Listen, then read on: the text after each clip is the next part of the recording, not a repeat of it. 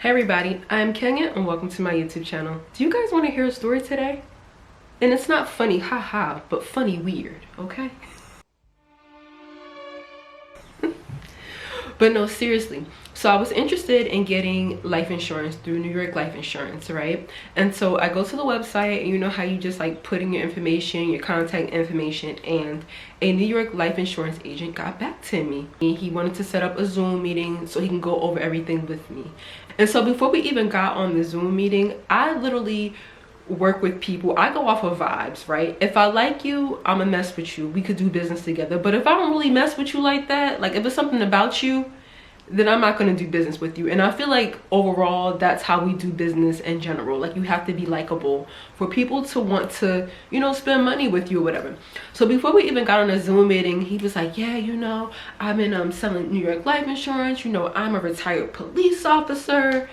And I don't know what that had to do with me wanting to get life insurance, but you know, I was like, okay, that's nice or whatever. Didn't think anything of it. But in my brain, I'm just like, a cab, you know, like.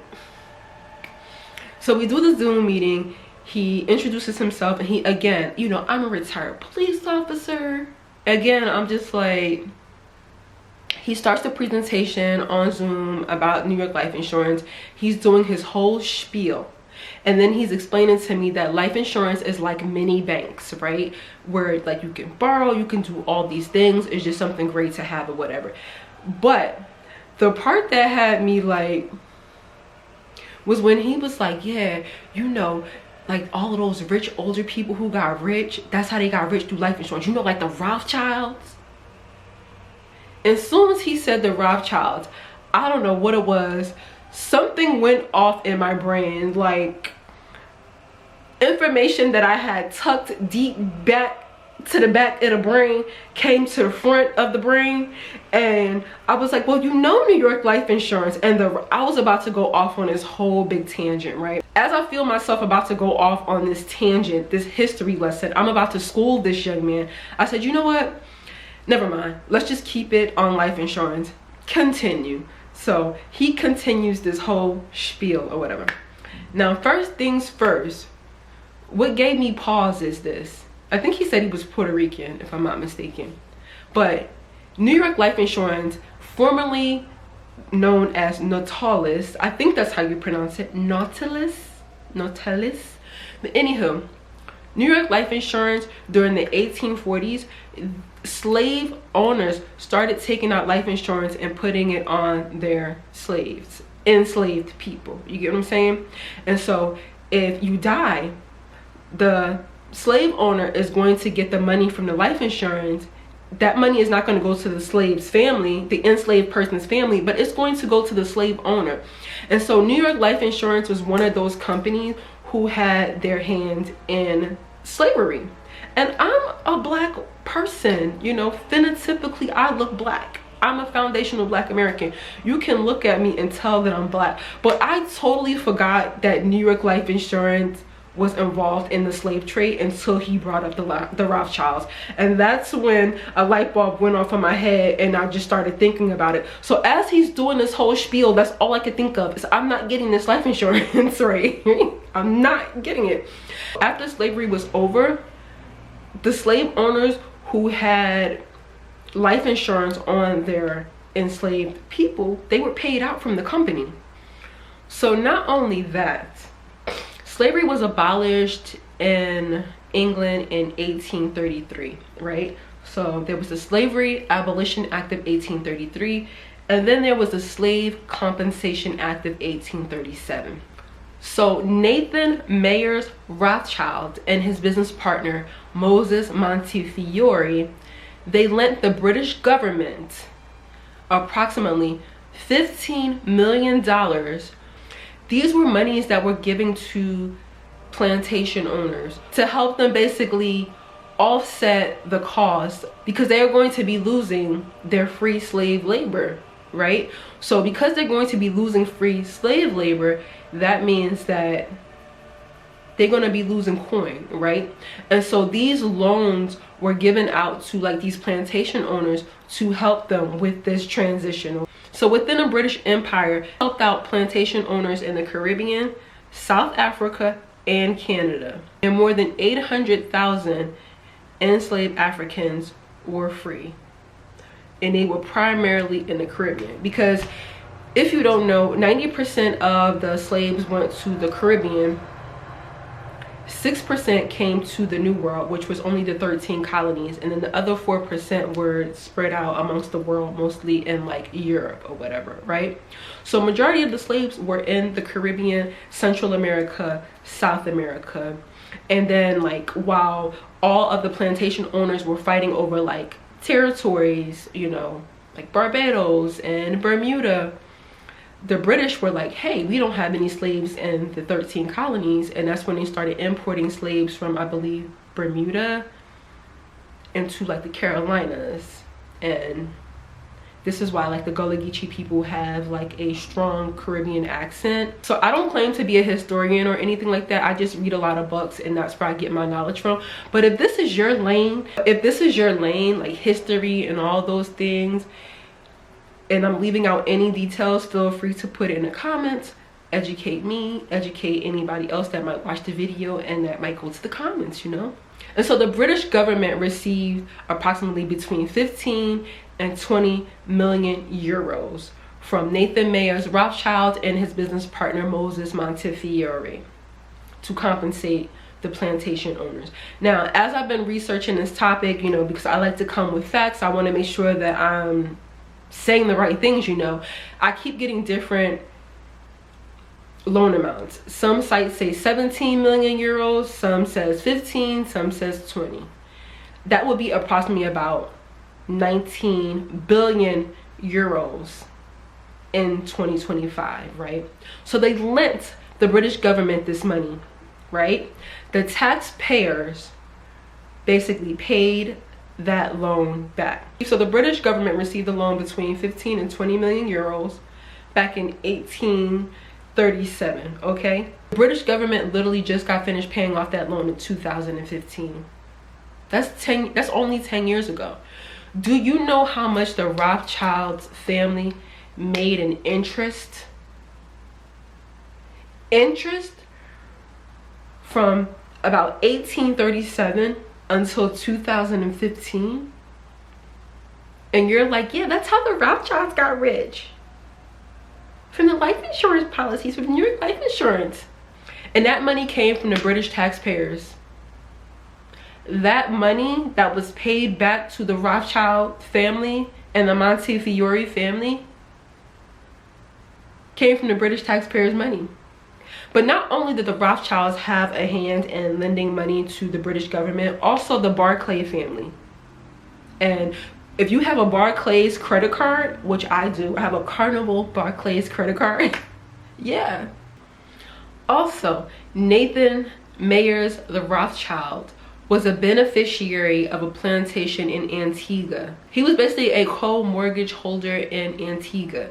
So again, when slavery was abolished in the Caribbean and the plantation owner had to free his slaves and he was losing his slaves because he was co-owner, he also got money from New York life insurance. This plantation in Antigua had 158 enslaved Black people. He received a total of 2,571 euros compensation from those slaves, from those enslaved individuals becoming free. And that $2,571 is roughly 308,000 euros in today's money. So they made bank from slavery. So when we're talking about families who are old money, these families are most likely still thriving from monies that they've earned during and after slavery. So when it comes to things like reparations, which is a big topic in the US amongst foundational Black Americans, I always hear, why should you be compensated when you weren't a slave? That's the main thing people love to say. Why should you be compensated when you weren't even a slave? It was your ancestors. Why should we have to pay to compensate you when we weren't slaveholders? The same way that families are still eating today off the money from slavery. And after slavery, were we not promised 40 acres and a mule that we did not get?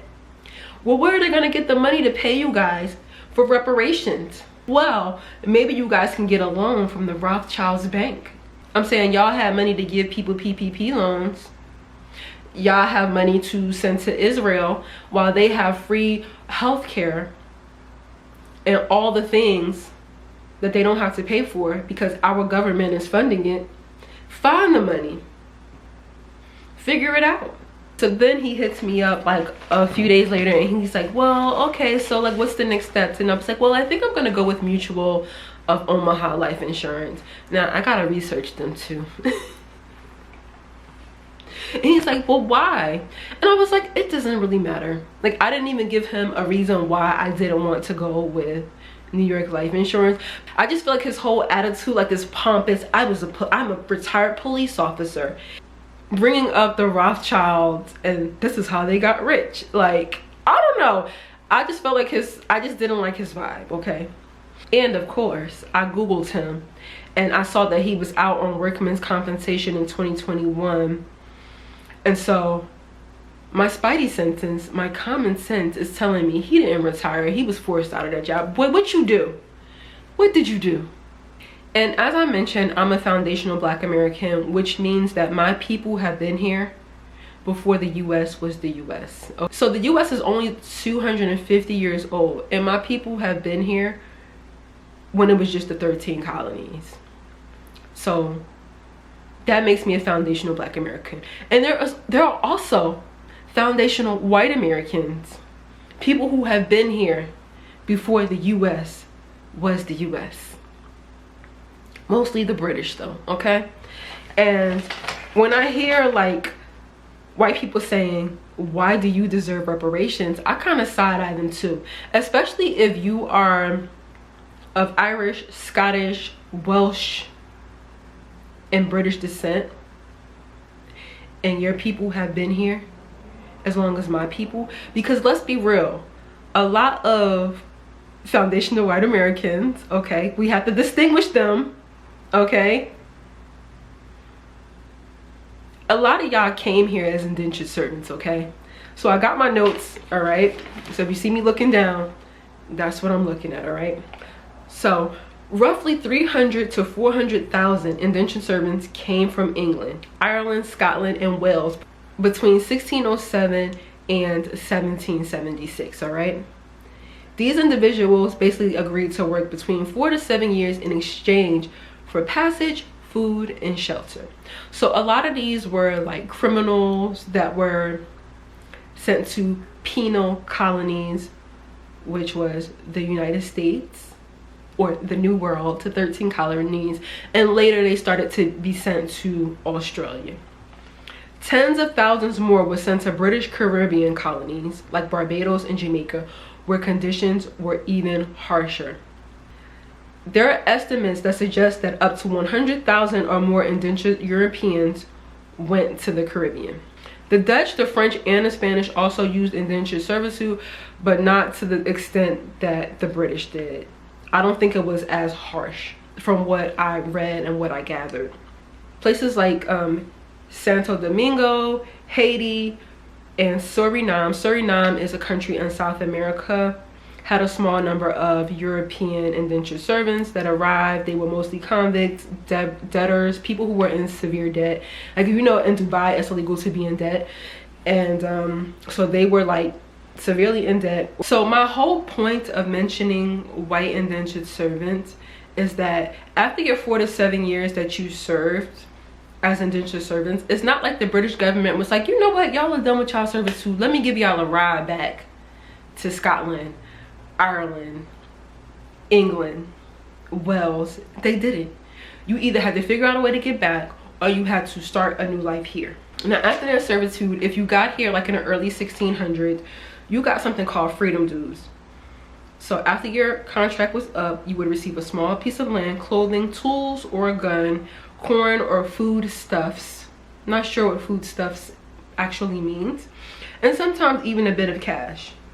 And if you were sent to the Caribbean, you didn't get anything. In colonies like Virginia or Pennsylvania, many indentured servants especially those who arrived early in the 1600s, became small farmers, artisans, or tradesmen. And they received land grants as incentives to populate and basically defend outlying areas. So to defend like the areas around where they actually settled. But because land was becoming scarce, everybody was here just colonizing, settling, taking what they could get as far as land. Indentured servants who arrived after the early 1600s, after their servitude, they didn't get anything. They weren't getting anything. Because there was not as much land, they started to expand west. Like the Europeans that came here by indentured servitude started to expand west. And as they were expanding west, they were encroaching on Native American populations. And the Native Americans were like, yeah, I don't know where y'all about to settle, but it's not going to be here. And that's what led to Bacon's Rebellion in 1676, led by Nathaniel Bacon. They reached out to Governor Berkeley at the time, who refused to retaliate aggressively against the natives.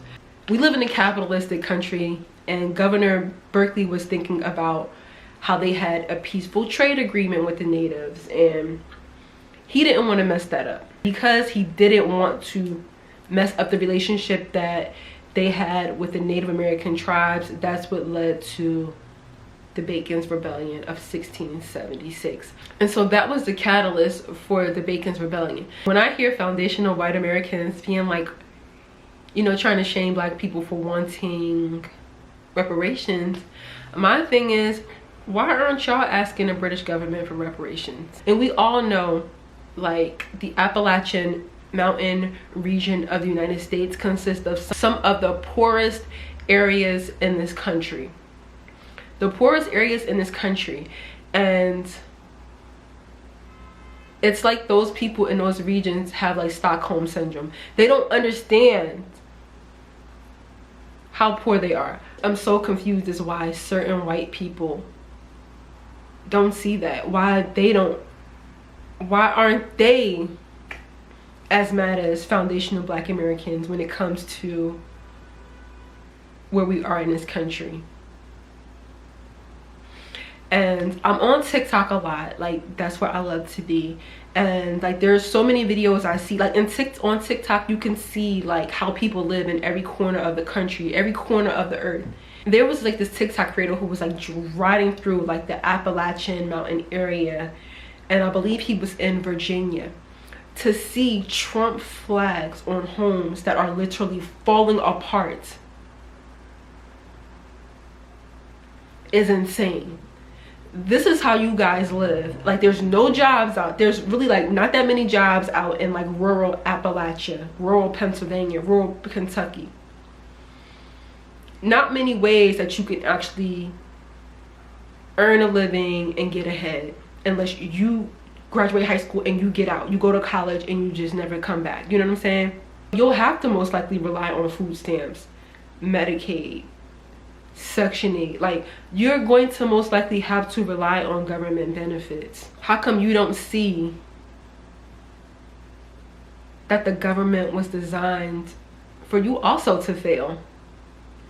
I made a video like about 2 years ago about how the coal mining industry, mostly in the Appalachian Mountain region, where a lot of the coal mining owners, they owned all the shops in the town, the Walmarts, they owned properties, and so they were paying like their employees with like these coupons where you could only use it at like certain shops. So you had to spend your money with them, and if you wanted to get out, it was really impossible because you're not getting paid cash money. You're getting paid in these vouchers.